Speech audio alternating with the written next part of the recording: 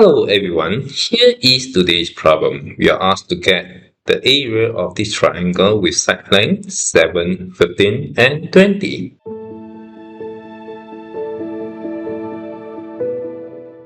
First we use a Heron's formula.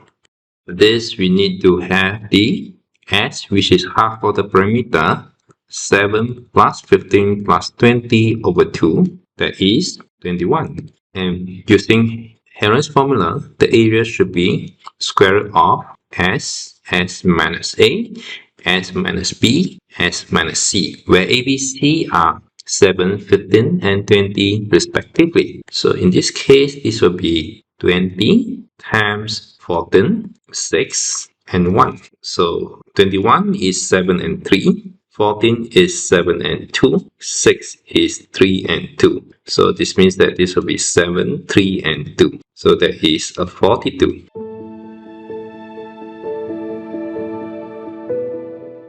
Okay, so now let's look at method 2.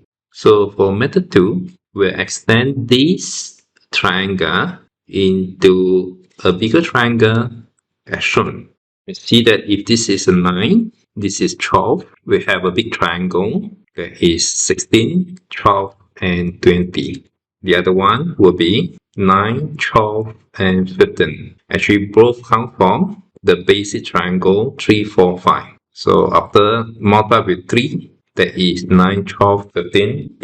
After multiply with 4, that is 12, 16, 20. So in this case, the area will be equals half of the bigger triangles.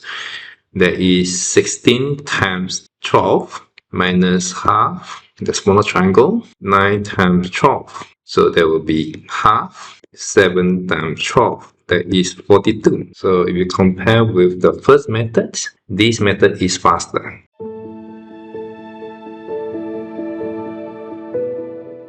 So what is more interesting for this triangle 7, 15 and 20 is that the area equals 42 and the perimeter also equals 42. And this is not the only one. In fact, altogether, there are 5 of such triangles. They are of the side length 5, 12, 13, 6, 8, 10. This one 7, 15, 20. 9, 10, 17, and lastly 6, 25, 29.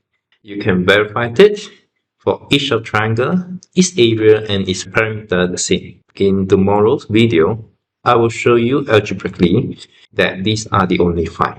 That's all for today's discussion. Hope you enjoyed it. I'll see you again next time. Bye bye.